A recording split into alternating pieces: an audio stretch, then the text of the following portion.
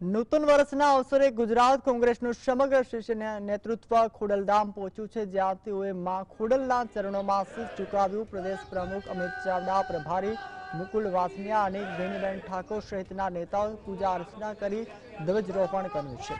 જોકે મુલાકાતને બિનરાજકીય ગણાવવામાં આવી રહ્યો છે, પણ કોંગ્રેસના નેતાઓએ ખેડૂતોની કથળતી હાલત અને કાયદો વ્યવસ્થા પર સરકારને ઘેરી હતી।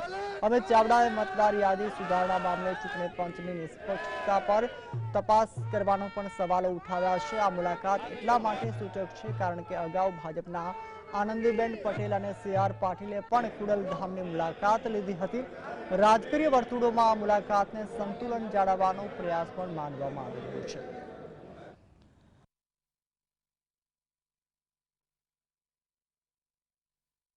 આજે આપણે જોઈએ છે કે ચારે તરફ ખેડૂતો આર્થિક રીતે પાયમાલ થયા છે।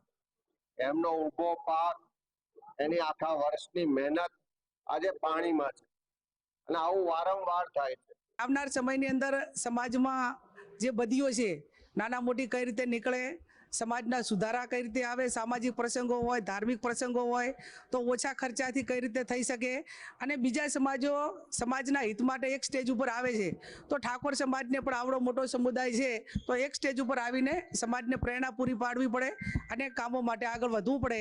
એ જ માત્ર મારી વાત હતી, કોઈ ભાજપ કોંગ્રેસ કે કોઈ રાજકીય કોઈ પક્ષાપક્ષી વાળી વાત નથી। यहाँ आने के पीछे किसी भी तरह से कोई राजनीति नहीं है, किसी चुनाव से इसका कोई संबंध नहीं है। सिर्फ ये एक महत्वपूर्ण आस्था का केंद्र है।